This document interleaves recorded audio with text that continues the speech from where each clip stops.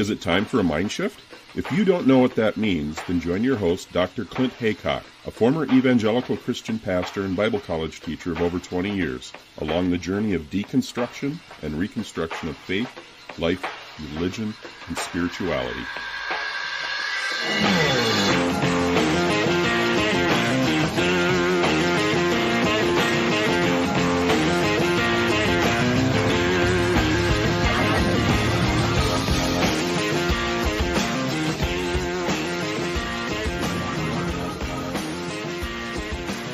I am so happy to be talking with Jonathan Larsen, managing editor at the Young Turks network. So welcome, Jonathan, to the Mind Shift podcast. Thanks so much. As I was saying, I'm so excited to be talking to you because I saw your article. I think I might have followed you on Twitter because you've been doing a lot of research for this series on the family. And so that's right up my street because I'm coming from Dominion theology, Christian Reconstructionism, of course, Jeff Sharlet series on the family. So I'm really interested to hear about your research. Okay, well, yeah, let me know what you want to hear. I'm flattered, and being in the same company as Jeff Sharlet is a very gracious thing to even That's be considered. True. Unfortunately, I haven't had a chance to interview Jeff Sharlet yet. He's kind of a white whale, I think, when it comes to interviews. I've chased him up, but he's too busy. He doesn't give out many interviews, but I have to credit him from my point of view. As I was saying earlier, I started watching that series, The Family, when it came out on Netflix about, when was it, 3-4 years ago. And I come out of the background of theology myself as an ex-evangelical. I taught theology at a Bible college. I taught Bible and all that for a long time. I was a pastor, but I'd never heard of Dominion theology. And that's what got me started because he talked about that in the series with The Family. So what was it that led you into researching The Family? So honestly, I'm actually, I like to joke that everyone, I was born an atheist. Mm-hmm. I just never got inculcated into a religion. I studied under a professor who's well known in the atheist circles and all that. But weirdly, my atheism is not what led me to The Family. If you remember, back in the Maria Butina days, the FBI was putting out all this information about lobbyists and who they were meeting with and Maria Butina and all these kinds of things. And so as investigative journalists, myself and Ken Klippenstein, who was with TYT at the time, he's now at The Intercept, we began just looking into some of the travel records around some of these folks and saw that the Fellowship Foundation, which is the legal entity, that's the name they call themselves, the family, that the Fellowship Foundation was sponsoring a fair amount of this travel with that involved hard right members of Congress like Bob Adderholt, but also involved meetings with hard right people in Europe. And it seemed like, that was worth looking into. And so that was sort of how we began down the road. And as I'm sure you're aware, it's like a basket full of onions. Any one you pick up, you peel it, and there's going to be something else going on underneath. Mm-hmm.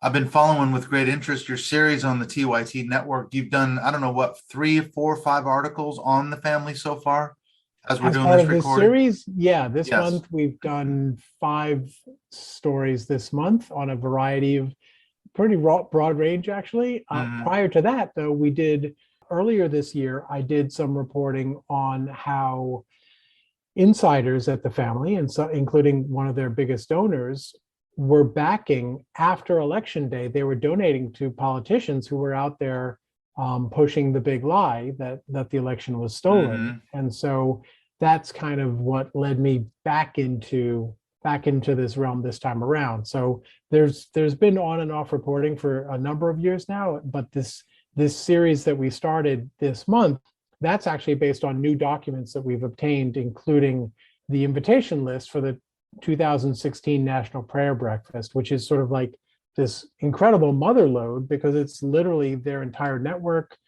It identifies who's doing the inviting, so we can actually see, oh, it's not Congress at all. Don't believe the hype.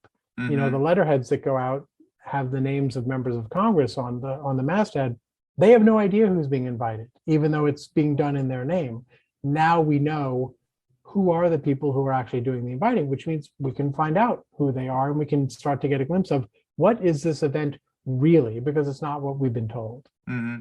So what we do know about the family, as you say, the National Prayer Breakfast, which is held every February, isn't it, in Washington, D.C., that's the only, as far as I'm aware, the only actual public event that where we see sort of the face of the family. Isn't that right? Well, it's the only event that sort of has a public profile, Mm-hmm. but they don't appear on camera. Right. It's you'll see the president, you may see a speech from Pelosi or someone like that, and you'll see, Chris Coons, perhaps. He's one of the few Democrats who's still sort of supporting this. And you'll see, maybe Mullinar, Boozman, one of the Republican leaders. But the people who aren't in Congress, the people who are actually running the show, they don't actually tend to be on camera at this thing. But yes, the answer to your question is, this is the only event that has sort of any kind of public profile whatsoever. But again, as I was saying, like, even though it's a public event, and even though it's done with the imprimatur of Congress and the president's participation, we don't get to know who's even invited to this thing, which is kind of nuts. I mean, if the White House holds a state dinner, they release a list of who's invited. Why not to this? If Congress is really running it, which is what they say, but which isn't true, you would think they would make it public. And if they're not running it, why are they acting like they're running it? Mm-hmm. And that's the thing, is I went through Jeff Sharlet's book, C Street, which I don't know if you've read that as well, but it's an interesting read because he goes into some of the sort of the MO. He's got both of them right there. Yeah. C Street. I have both of them on my desktop. Yep. I went through the Audible version, and what struck me about C Street after watching The Family was that, that's what he said, it's all about secrecy with the family, isn't they're intentionally invisible. They don't want people knowing what they're doing, who they're meeting with, where their funding comes from. And so they could send a member of Congress to a foreign country, for example, even on congressional letterhead with an invitation. And yet somehow that's all how the family operates. It's all about networking. It's all about relationships. And it's all done under this kind of a smoke and mirrors approach, isn't it? Well, it's interesting because it's not, as you say, it's all about relationships. And that, reading Jeff Sharlet's books, I got that, but I didn't really get it until I started looking into the people whose names were on these documents that I've obtained.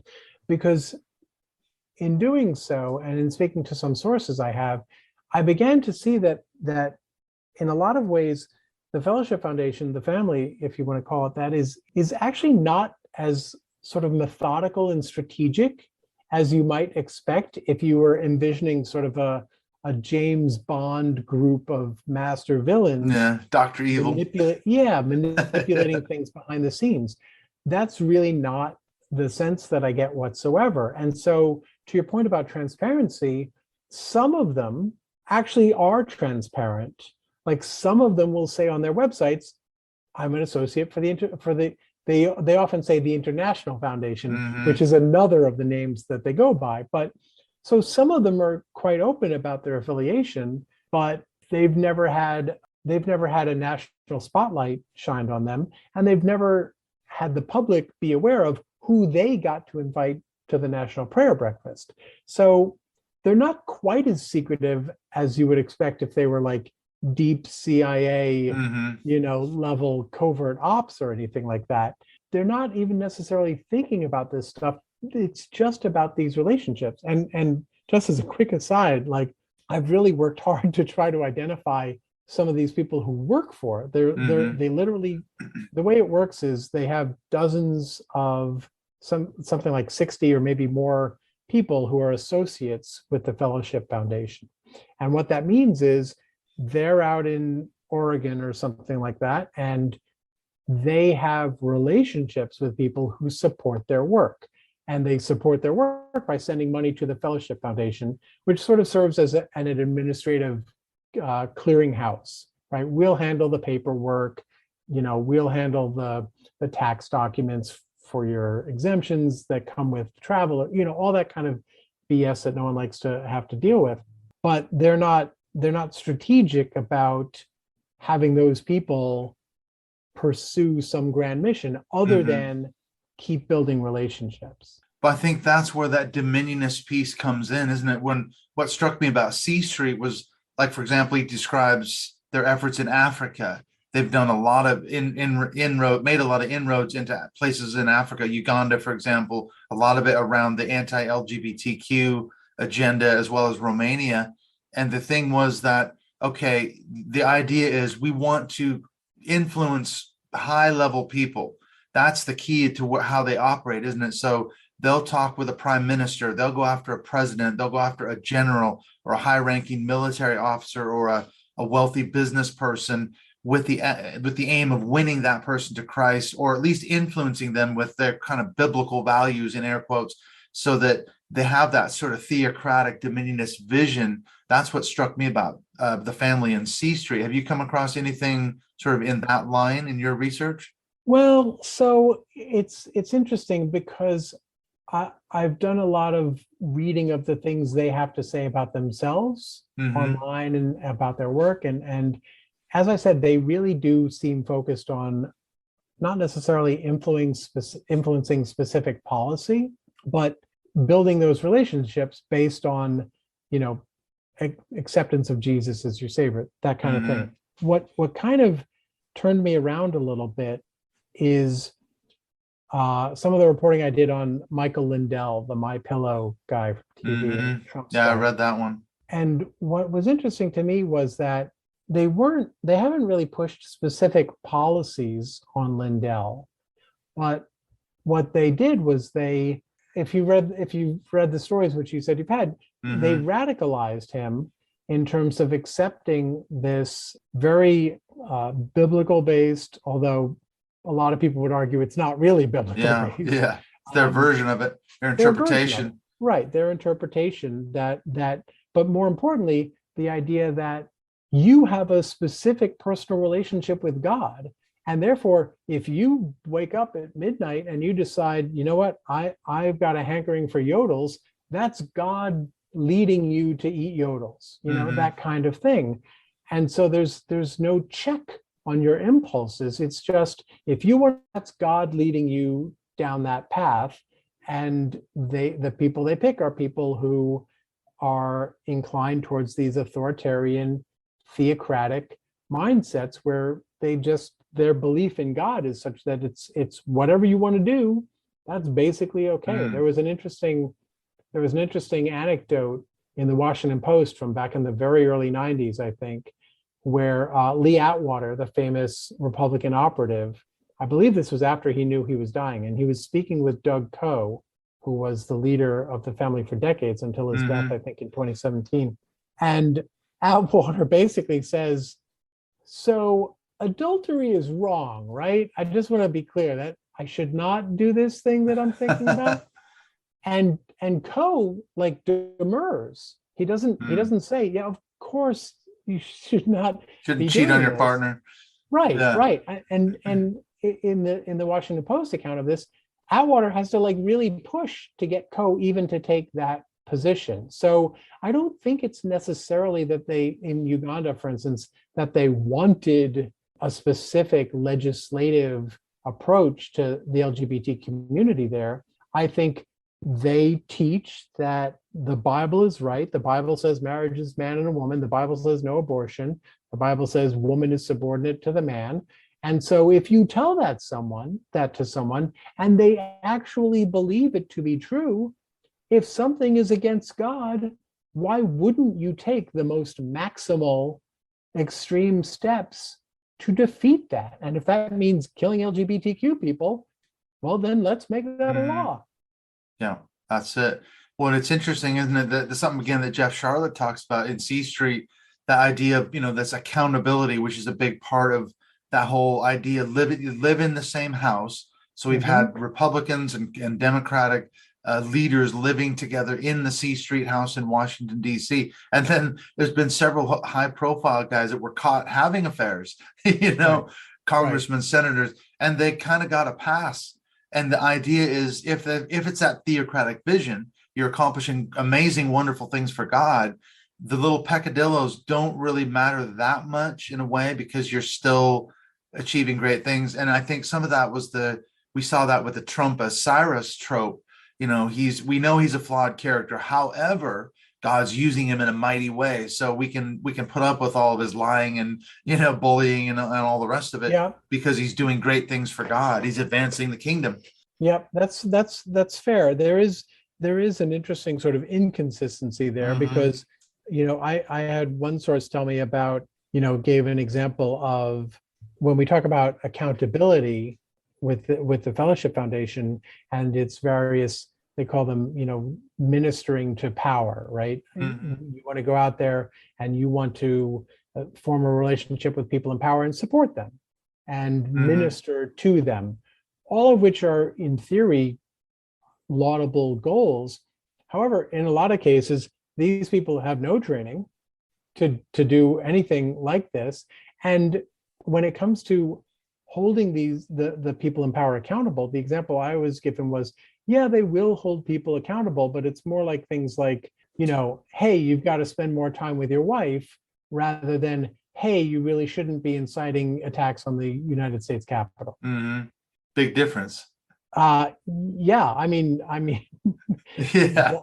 One matters in a systemic way, and one is just, an individual personal relationship. And that's their thing, is that, and to some extent, it's funny because this is a thing that Republicans have criticized Democrats for, is, you can't negotiate with terrorists, that kind of thing. And I've always thought, well, that's ridiculous. Who are you supposed to negotiate with? Like, do-gooders, good Samaritans? Right. What's the point of that, right? The whole point of diplomacy and negotiation is to get bad actors to act better, right? So to that end, I actually am sympathetic to the Fellowship Foundation's point that, we invite some of the worst people in the world to the breakfast. Of course, part of the problem that just because someone believes in Jesus doesn't mean they're a good person. C.S. Lewis, one of the great points has in Mere Christianity, is that Christian does not equal good. That's your faith. That's not a statement about your. And of course, Christianity teaches that we were all born with sin in the first place. So what are we talking about? The real problem with the Fellowship Foundation inviting enemies is that, based on what we're finding in our reporting, they're not actually inviting all enemies, right? They're inviting far-right dictators and extremists, but they're not inviting their political enemies, right? Where are the LGBTQ leaders? I thought you invited leaders from. Supposed to be inclusive. Yeah. I mean, if you want to reconcile, how come you're not reconciling with the gay folks? Right. Or the people who support reproductive rights? Why aren't you reconciling with them? It's kind of messed up that the only people you're interested in reconciling with, the only quote unquote bad people you're interested in reconciling with, are right-wing theocratic dictators who have it in for a lot of times women and their bodily autonomy and their legal rights, and also, of course, the LGBTQ communities. Seem to fit a profile. Well, and we know what the way it works, because they characterize it. They've got the clout of the U.S. government behind them. These dictators and people like you're describing, they know that these people from the fellowship or the family, they can turn the taps on in terms of foreign aid to their country. That's part of the package, the sweetheart deal, I think, where they say, look, if you accept Jesus, or at least admit that Jesus had some good things to say, as you were talking about, we can get you some foreign aid, because we're senators and Congress people. We know the right committees, we know the right people, and that's the sort of veiled implicit message behind, we've got the clout of the U.S. government at our back. And so kind of knuckle under in a way. And yeah, I'll accept Jesus if it means I get foreign aid that I can turn around and spend, on weapons to suppress the rebels in my country. That seems to be the way it works.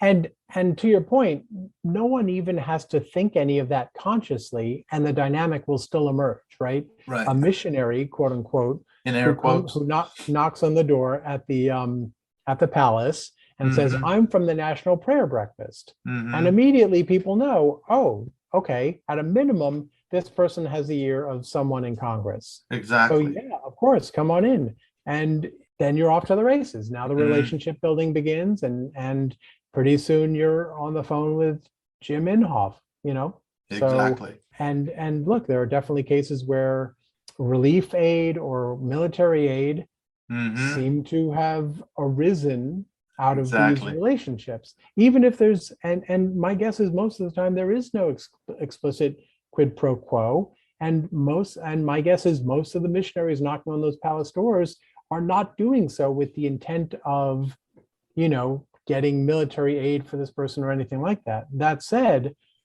one thing I did come across with in the course of reporting on the Mike Lindell story was, as I mentioned earlier, some of these people, they're doing their own fundraising, right? And so the point of the breakfast is supposed to be to sort of cement and be a celebration of the relationships that you've built, right?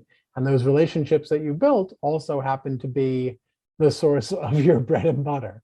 However, if you're not great at building those relationships, or if you really like bread and butter, you might want more of them, and you've got tickets to the National Prayer Breakfast, you can go out and find a rich person, and instead of using the breakfast to celebrate a relationship, you use the breakfast to start a relationship, or at least you hope to. So it's not as overt as selling tickets to the National Prayer Breakfast, but it's not super different in terms of the moral bargaining going on there. So that's how you end up with people like Mike Lindell coming in the door. The folks who brought him in, there was no long-standing relationship there beforehand. They did have a relationship with the Christian actor Stephen Baldwin, but within short order of Mike Lindell being brought in, all of a sudden he had a number of relationships with people in the family, and they were instrumental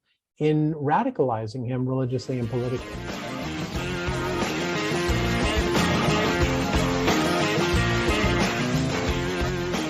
When we return from the break in this conversation with Jonathan Larsen from the TYT Network, we're going to get into even more looking at this issue of Mike Lindell, the My Pillow guy. How was he radicalized by the family?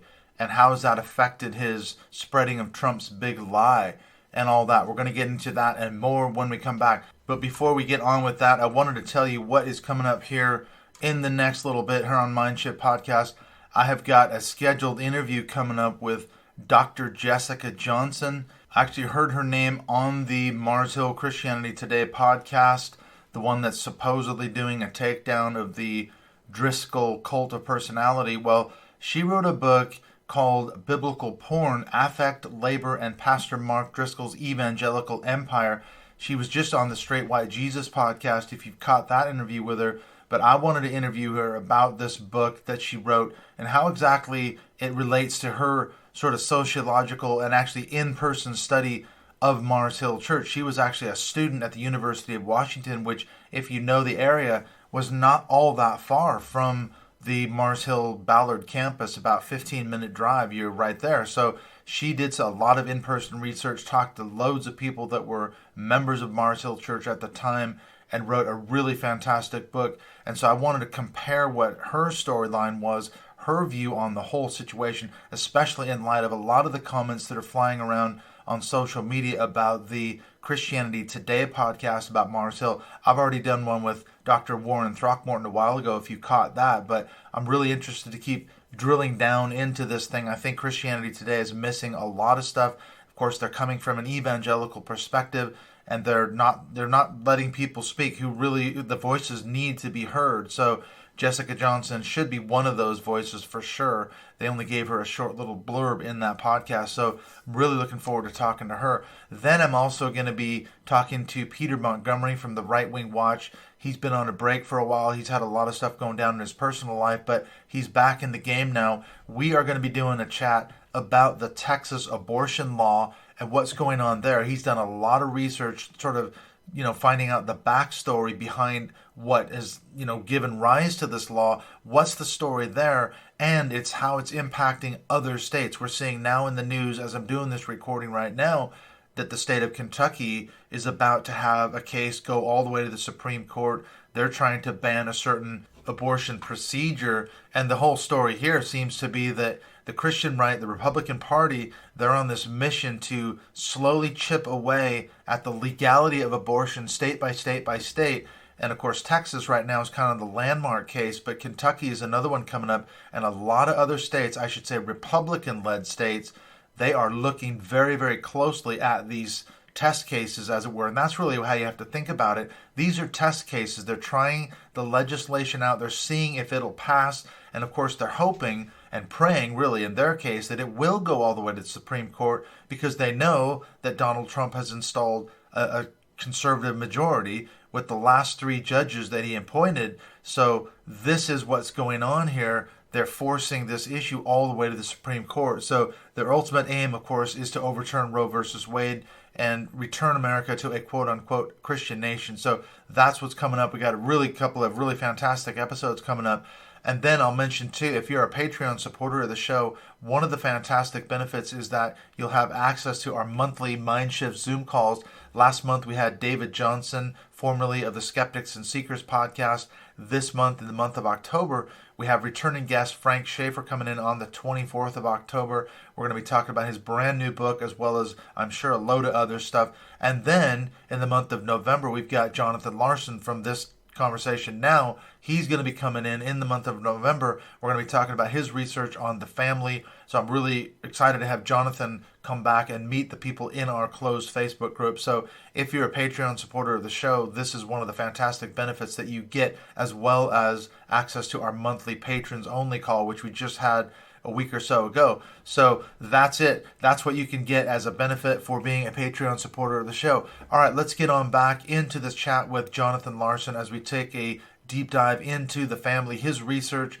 what he's uncovered, the new information that's come to light as we continue to look at how the family is advancing a Dominionist agenda. And I'm so thankful that Jonathan Larsen and his team are doing the work they're doing. So let's finish this conversation about Mike Lindell and see where else it leads us.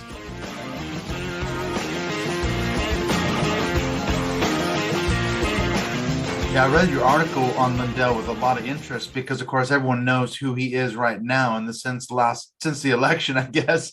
Yep. And in a way, what I thought when I read your article about that was he wasn't radicalized before he was associated with the family, the prayer breakfast. And in a way, he's kind of like a whale. I thought, he's like, here's a guy who's worth a lot of money. He's a billionaire, isn't he? He's got lots of money. He's a success in terms of his, My Pillow organization. So they kind of went strategically after him. I felt like after, I'd say reading through your article, that's the sense I got. We landed a big whale here. This guy's worth billions. And now look at him, he's spreading Trump's big lie and he's all over the place, flying all over the country. And if it wasn't for the family, it wouldn't have happened. Your point stands. Oh yeah, he's a millionaire. He's not a billionaire. I don't think he's sold maybe not anymore. $1 billion worth of pillows yet. No, he sold a lot of pillows, man. He has sold a lot of pillows. Dominion voting machines have sued him and Sidney Powell and some of the others for what $1.6 billion lawsuit. So if that goes through, it could bankrupt him. Absolutely, and just I'm not a legal expert or anything, but if I had to choose to be one of the two parties in that lawsuit, it would not be Mike Lindell. No. Yeah, he's a loon. He's out there trumpeting conspiracy theories and all the rest of it. And as you point out in the article, that was all at the sort of the doing of the family initially. That's what brought him in. He wasn't really an evangelical Christian before he started associating with the family, as I understand it. He was not. So what changed for Mike Lindell? There's an interesting there's two different ways you can look at this, right? If in the sort of most benign interpretation, he's a victim. This does not seem to be an especially astute person. I've had to transcribe a number of statements from him, and it's very hard to go back into those transcripts and identify, oh, this is a discrete sentence that starts with one thought and then finishes it logically. Wow, it's like a Trump word salad. It's I would say it's even worse than Trump. Trump, I think, seems generally capable of finishing a thought. This guy seems he's all over the shop, utterly unmoored, and it doesn't seem it's not beyond the realm of possibility, I think, to say that he got took. right? We've seen that in multiple circumstances. Salon has done some reporting on some of the cyber experts, right? The so-called election security experts and the money they've made off of Lindell. So there is some precedent, I think, for the idea that this is a guy you can sell him stuff and then take his money. And one of the board members of the family of the Fellowship Foundation actually brought Lindell on as a client shortly after the National Prayer Breakfast. One of the family insiders who actually invited Lindell, he ended up on the board of Lindell's charity and was making, I think, $55,000 a year.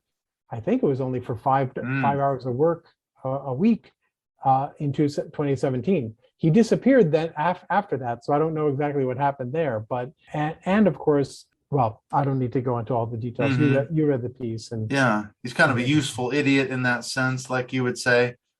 Maybe. In which case, I genuinely feel bad for him. This is a person who clearly believes, and I've watched a fair number of interviews. This is not. I don't think he's a con man. Yeah, he truly believes it. I think he truly believes every word that comes out of his mouth, even if he truly believed a different word 5 minutes before. That's how I think, head full of broken glass there, right? I don't know what crack does to your brain, but it doesn't help. He literally, probably does not. Won't turn you into a smarter person, that's for sure. Yeah, and he has talked about literally being on crack for he was a crack addict. Time. He was. And so if this guy is someone who wants to do good, which I believe he is, and has the resources to do good, and believes the people around him when they tell him this is what you should do, even in the broadest sense, and then they say, God is leading you to use your platform. Well, if the election was stolen, then of course you're going to act like this. Yeah, he's on a crusade now, isn't he? He's every piece of evidence that's been refuted, he's got 10 more that, it's going to prove categorically that the election was stolen. Everything he's been taught is that it's all about feeling. You feel Jesus in your heart. You're led to do this. It's an overtly anti-intellectual mindset that he's been brought into. So, of course, any fact is going to have no way to compete against that, because you can just declare that fact. It doesn't even have to be wrong. You can just decide that that's missing a broader context. He's smart enough to be able to come up with justifications for it, especially when you don't have to remember whatever you believed 5 minutes ago. Yeah. Well, what does the family get out of a guy like Mike Lindell aside from money? Is it just about the money cynically? Or are they just after his millions or billions, whatever he's got left? I think it's really important not to think of them in monolithic terms.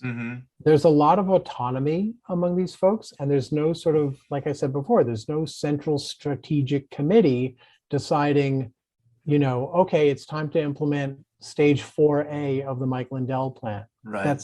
I do not have any reason to believe that's the case. What I think they want is to bring people to Jesus. And their vision of that is conservative, it's theocratic, and once you layer those ideologies together and put someone in our current political ecosphere, then you're going to get a lot of the things we've seen from Lindell and others, right? Those are actually logical ways to be, if you accept the craziness as the beginning point of your logic, right? And you learn in logic that if you can believe two conflicting things are true, if you can prove that two conflicting things are true, then anything is possible. So why wouldn't it be the case that God has decided, I want a pillow salesman to do my work on earth? Sure. Why not? Yeah. Well, and I think going back to the point about the Dominionist piece, I think that's where I see the Dominionist angle coming in, because this is something that Conway and Siegelman talked about in their book, Holy Terror. I don't know if you've read it, but it came out in 1980, 81. And they noticed in terms of missions, this was about the time that Youth with a Mission and Campus Crusade for Christ kind of exploded. And there was a kind of a sea change. And they said, we've noticed that instead of just going after the sort of individual, average, everyday person in these foreign countries, there was a change where they started going after the high-ranking people, like I was talking about earlier, the congressmen, the senators, the prime ministers, the presidents. the generals, the high-ranking military officers, the businessmen. And it was like, if you could win the people at the top, they'll have far more influence over that society or that country or that city than the average individual person on the street. So Mike Lindell fits into that sort of that strategy, I think. Go after him because look at the platform he can have with just his money alone. He's had a huge influence. Yeah. And that's that Dominionist sort of strategic angle, I think. Which has also been a fellowship foundation. Yeah, and obviously exactly. they're related to, they have affiliations with Campus Crusade for Christ and all these organizations. Yes. There are a lot of, the Fellowship Foundation doesn't have a lot of any one thing, but it has a little of a lot of things. So you can find people with Young Life affiliations who are in the Fellowship Foundation crew. They call themselves now, Campus Crusade is now crew. But certainly the Fellowship Foundation has what Sharlet talks about as that key man approach. Exactly. Right. Let's focus on the key men. And yeah, I mean, to their credit, seems to be working. Exactly. Well, and that's the strategy, isn't it? If you get the top men, you win the top people for Christ or influence them. And now going back into the history of it, it was Lauren Cunningham and Bill Bright, who were the founders of YWAM and Crew, now the Campus Crusade, but now Crew.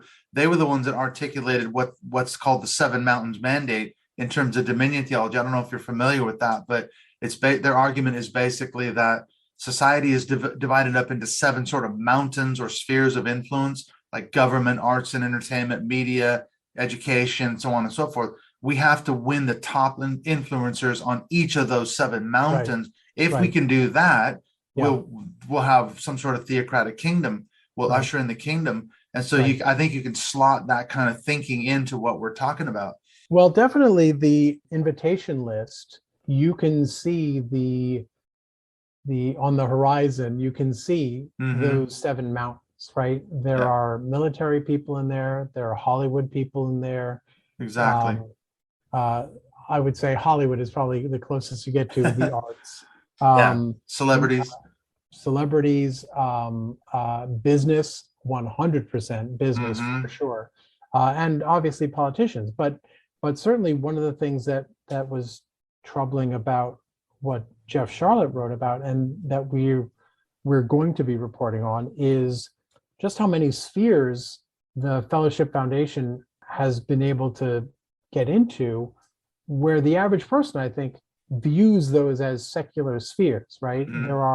There are chaplaincies, right, in the military, in state legislatures, as well as the United States Congress. And I think a lot of people sort of assume that those are secular spheres, but not only are they not secular spheres, but the Fellowship Foundation has its footprint, maybe not always in visible light, but its footprint can be discerned there if you know what you're looking for, at least in some of them. I don't want to suggest in all of them, but yeah.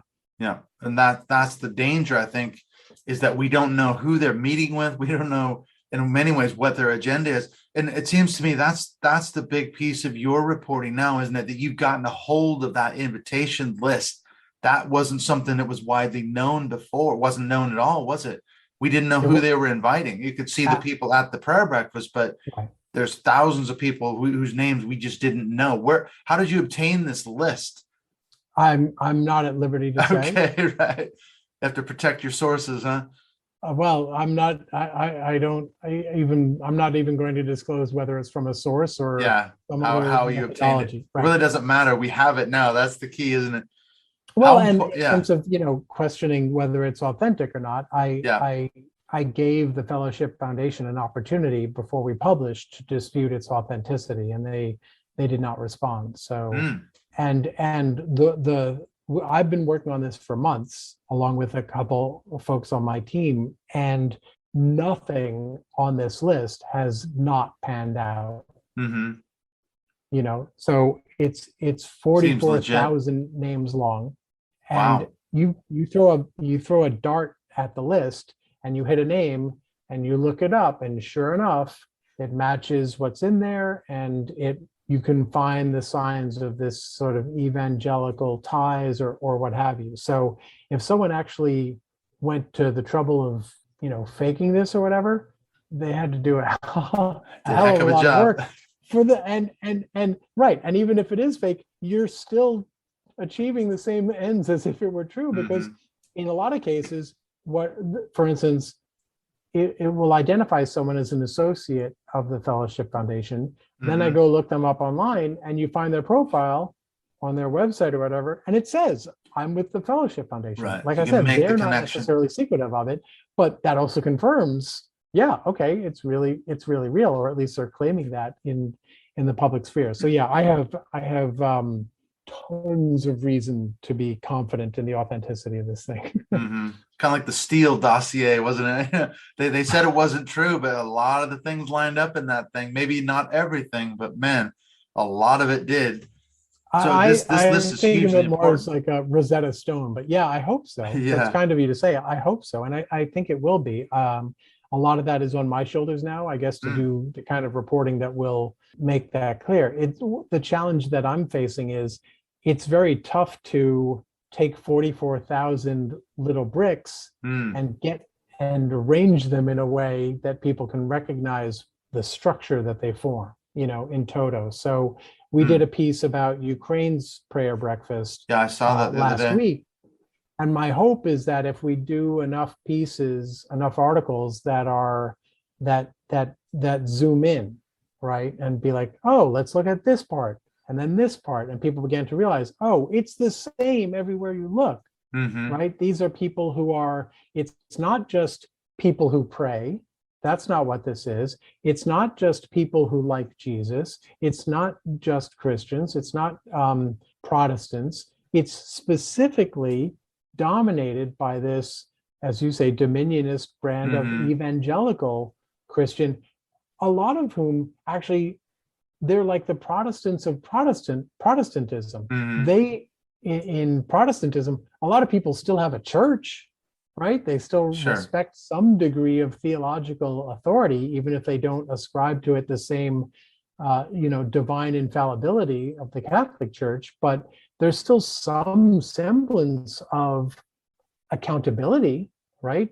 In the Fellowship Foundation's version is really like the Protestantism of Protestantism. They're just like, whatever you think, man, it's all good. You don't really need the Bible. You don't even need most of the New Testament. Definitely there's some books in there you should check out, but for the most part, if you have a relationship with Jesus, go for it. Like, you want to tell me that Mike Lindell has read the Bible? Are you out of your mind? Like, come on. Parts of it, maybe. But what's he, right? Sure. I'm sure parts of it. Sure. Right. But so what's he actually being led by? He's being led by the people around him, and whatever his impulse in that random synaptic moment happens to be. It's absolutely true. And that's again, go back to that dominionist piece. I think if you have a strategic vision for winning those key men, key women, what you believe, they're not really all that concerned about. Because off the back of the family, I went and looked up some of Doug Coe's sermons. They play some clips of it. I don't know if you've seen that, but it was on YouTube. Yeah. And he, it's really vague in terms of kind of like the Jesus plus nothing thing. Hey, if you just believe in Jesus, in air quotes or whatever, that's close enough. But the fact is, we agree on a strategic vision. That seems to be more important for this dominionist agenda. That's what kind of scared me about reading Jeff Sharlet's stuff.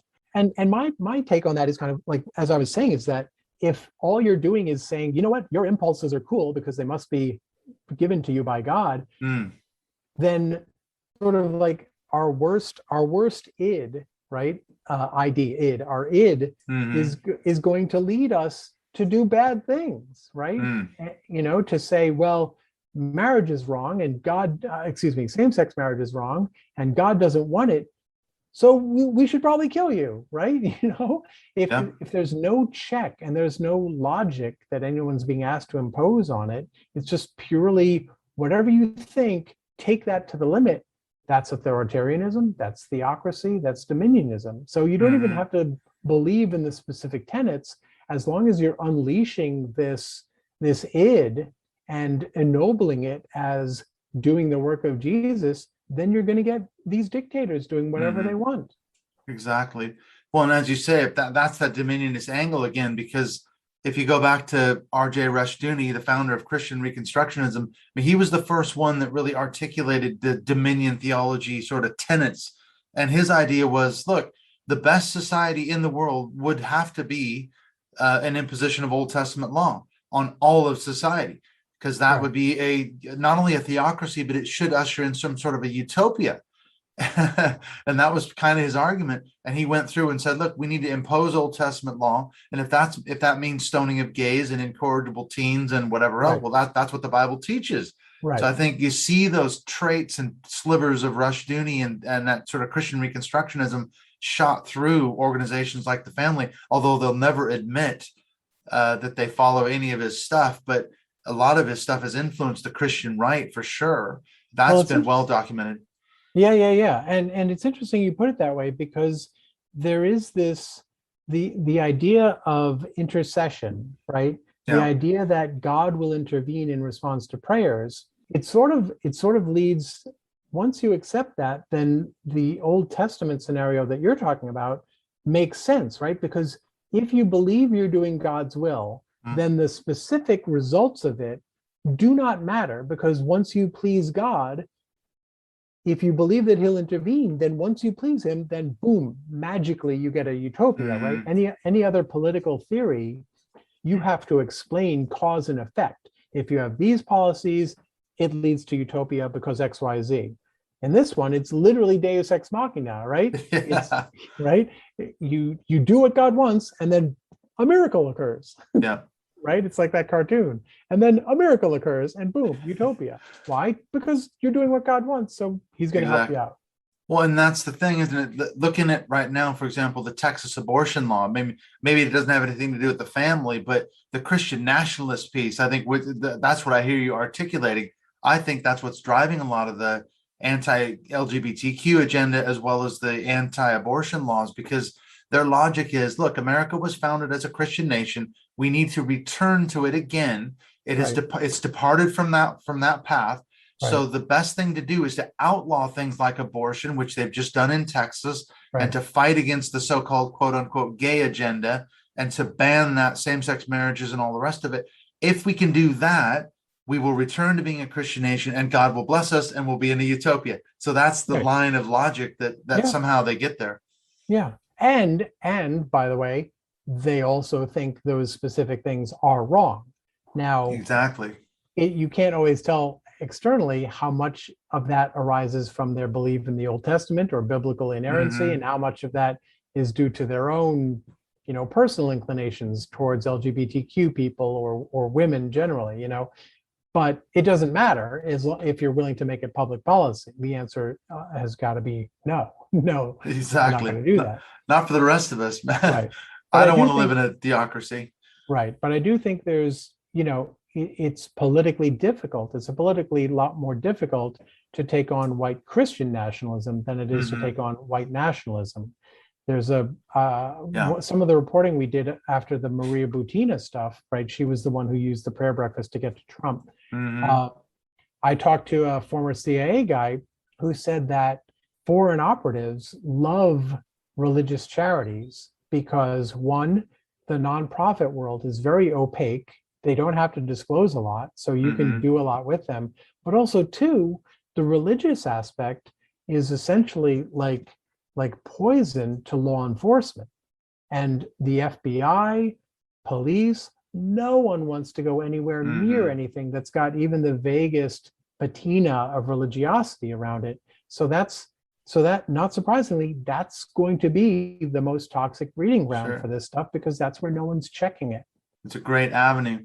And from what I know about the prayer breakfast, it's not even so much the main session that everybody wants to be. It's those breakout sessions. That's the key. That's where all the networking happens. That's where all the backroom deals go down. Isn't that what you found in your research?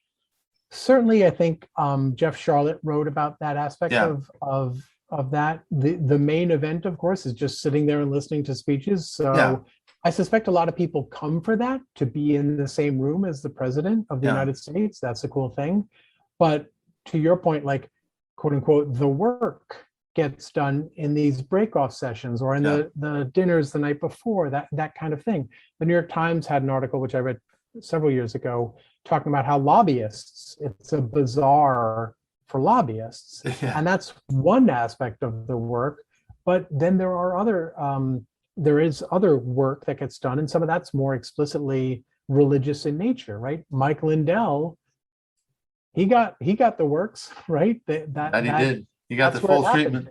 Yeah, at multiple sessions. One of the family friends, insider isn't quite right. One of the family friends, who was actually Ben Carson's campaign manager, he told me that he had a separate session with Mike Lindell. And Lindell in his book says, that session and the other session that he had with Carson and others, sort of like opened my eyes to the reality of politics. It's like, and it opened your eyes to their reality of politics. But that's why it's a problem that the prayer breakfast is not nonpartisan, is not non-sectarian, because in these breakout sessions, you're only going to get one view. You're not getting the advertised full spectrum of views from around the world. And it's got to be an intoxicating, heady thing, isn't it? When you're invited by someone who's, as you say, an insider to the corridors of power, they could get you access to the president. They could get you access to senators, congressmen, congresswomen. That's got to be an intoxicating thing, so you could see where it could suck a person in. And you're like, well, actually, I am pretty special. I've been invited to this prayer breakfast. That's right. It's so intoxicating that the only way Mike Lindell can explain it is through divine intervention. Right. It's the work of God. Yeah. His book is called What Are the Odds? Because he literally when he cannot come up with an explanation for these crazy things that have happened in his life, his inability to explain it leaves only one explanation, and that is that Jesus Christ, the Son of God, has decided that Mike Lindell needs to go to this prayer breakfast, that meeting with Trump, meet Ben Carson on a plane. Like, Jesus Christ is working out this agenda and this itinerary for Mike Lindell's next few months. Right. Couldn't be a coincidence. Had to be a divine appointment. But it wasn't coincidence. Exactly. Is what I would argue. That's the key. It turns out that the family was making some of these things happen. They orchestrated it. So he was like a puppet on a string in a sense, wasn't he? That's what he doesn't understand. And not even consciously. They don't necessarily even have to have a plan, but it's like one of them says, oh, here's a rich guy. I'm going to see if I can build a relationship with him by bringing him to the breakfast. Then another one comes in from another room and says, oh, who's this person? I think I'll be friends with him. You know what? I think I should recommend him to someone else. No individual part of the machine has to have a big blueprint. It just works. It just works. Yeah, well, right? They know how to make it work. That's that strategic networking, relationship building into the corridors of power. Off we go. Well, listen, I know it's been about an hour. We should probably wrap this up. How can people find you, and how can people find this article series you're doing on the family? So I'm at JT Larsen on Twitter, just JTLARSEN. And online for our articles, you can go to tyt.com/investigates. And we've got a nice landing page right up top that sort of aggregates all of our work on this. I've seen that. Yeah, it's got some really good, you've done some excellent work on the family. And I hope that, well, you're going to keep doing more investigative reporting. I'm really excited to see where this thing ends up going. Thanks so much. Me too. Thank you so much, Jonathan. I absolutely enjoyed talking to you, and I'm sure we will definitely be speaking again. Thanks so much, Mike. I hope so.